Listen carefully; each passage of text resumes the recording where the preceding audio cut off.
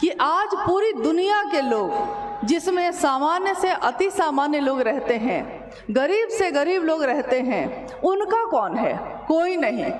उनका गुरु कौन होगा?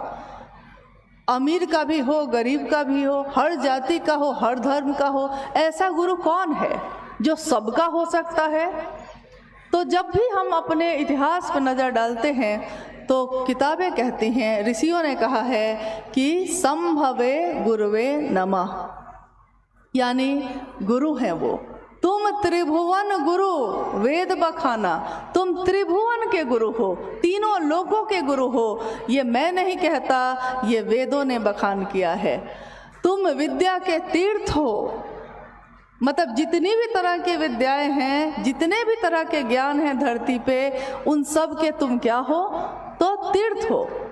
तो उनके मन ने ये सोचा कि जब इतना सुंदर गुरु उपलब्ध है, इतना बड़ा गुरु उपलब्ध है, और हर व्यक्ति, सामान्य से सामान्य व्यक्ति उस शिव को अपना बना सकता है, तो क्यों नहीं हम लोग इस बात को दूसरों को कहें।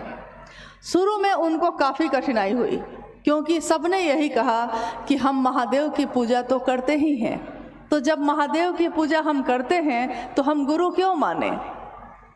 सामान्यतः आप भी किसी को कहते होंगे तो वो हो सकता है यही कहते होंगे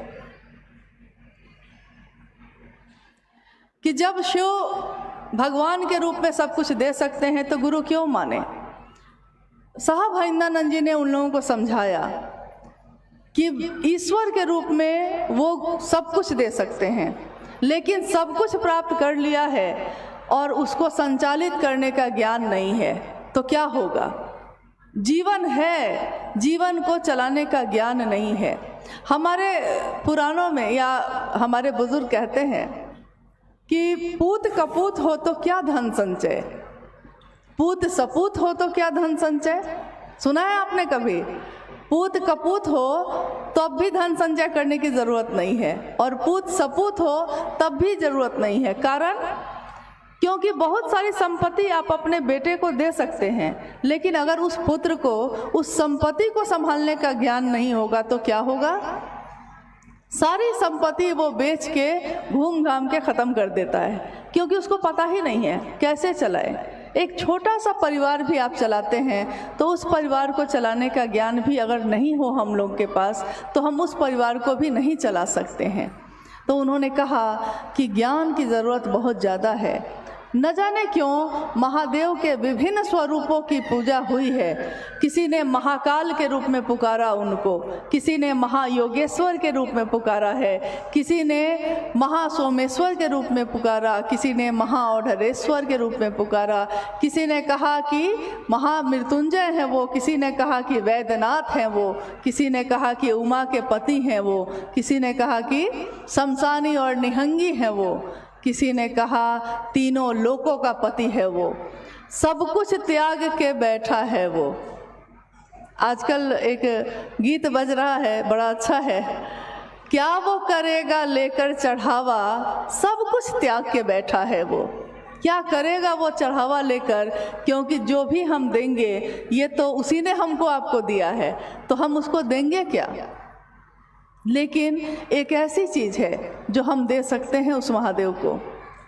ये बात उन्होंने समझाई कि आप चढ़ावा देकर, रुपए पैसे देकर, मिठाइयाँ और फल और जल और दूध चढ़ाकर उस महादेव को प्रसन्न कर लेते हैं, सही बात है, लेकिन ज्ञान प्राप्ति के लिए उस महादेव के सामने प्रेम और समर्पण की विधा अपनानी होगी, एक निष्ठ होना होगा। गुरु के प्रति अगर शिष्य अनुशासित नहीं हो, एक निष्ठ नहीं हो, तो फिर गुरु भी उस शिष्य के मन में कुछ नहीं उतार सकते। बहुत जगह ऐसा देखा गया कि किसी के पिता हैं और वो गुरु भी हैं, शिक्षक भी हैं, लेकिन बच्चा पढ़ना नहीं चाहा।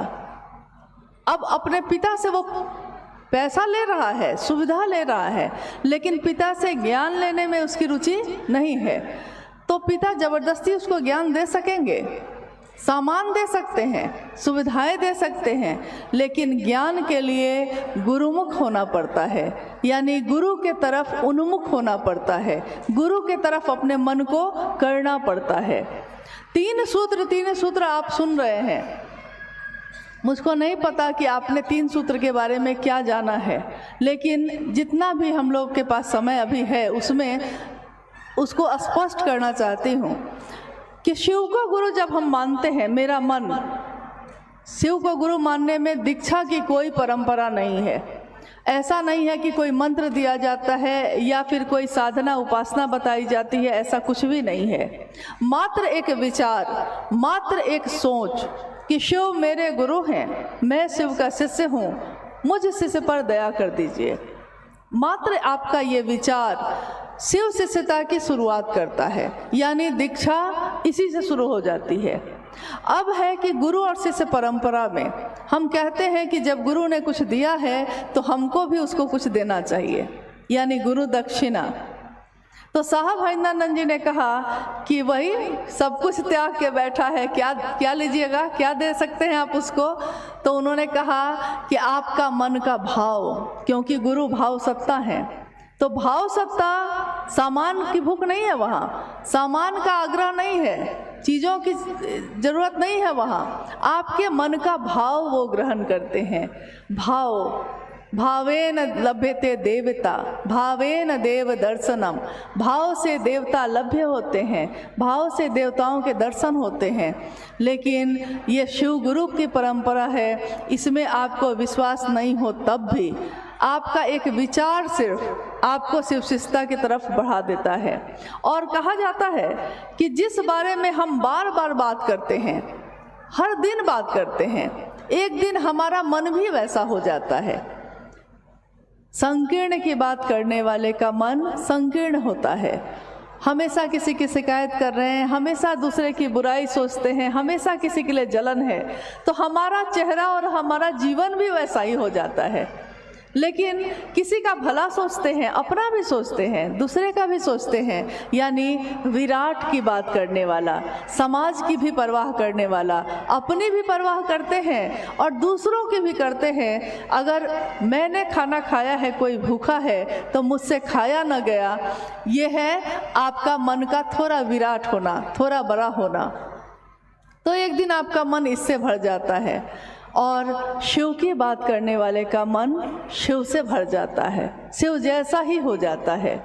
तो उन्होंने अपने जीवन में सभी लोगों को एक संदेश दिया, चाहे वो जहाँ भी गए, यही कहा कि शिव से ज़्यादा अपना कोई नहीं, शिव से ज़्यादा बड़ा मित्र कोई नहीं, शिव से ज़्यादा आपका शुभ और कल्याण सोचने वाला कोई नहीं। तो क्यों नहीं उस शिव को अपना गुरु भी बनाते हैं, क्योंकि विभिन्न स्वरूपों की पूजा हुई है, लेकिन उनके ज्ञानदाता स्वरूप से लोग, सामान्य लोग नहीं जुड़े, कुछ विशेष ही लोग जुड़ पाए थे उस समय। अब हुआ ये कि सामान्य लोग जुड़ेंगे कैसे, क्योंकि हम लोगों को साधना करने अगर हम लोग बैठेंगे तो साधना होती नहीं है। हम आंख बंद करके अगरबत्ती जला के भी बैठते हैं किसी देवी देवता के सामने, तो आंख बंद जरूर रहती है, लेकिन मन भटक जाता है, मन कहीं खो जाता है। मतलब मैं इस जगत के चीज़ों में ऐसा खो गया हूँ कि मैं शिव की तरफ चल ही नहीं पाऊँ। तो क्या करना पड़ता है? उन्होंने कहा कि आपका मन ही साधन है, आपका मन ही किसी को भी अपना समझता है। मन एक ऐसी मशीन है जो लगातार विचारों को पैदा करती है, और उसी मन में अगर ये विचार आप डाल दीजिए कि जैसे और रिश्ते हैं मेरे, वैसे ही शिव भी मेरा है, ये विचार अगर लगातार चलता रहा, बार बार चलता रहा, तो क्या होगा? एक दिन आपका मन इसी भाव से भर जाता है।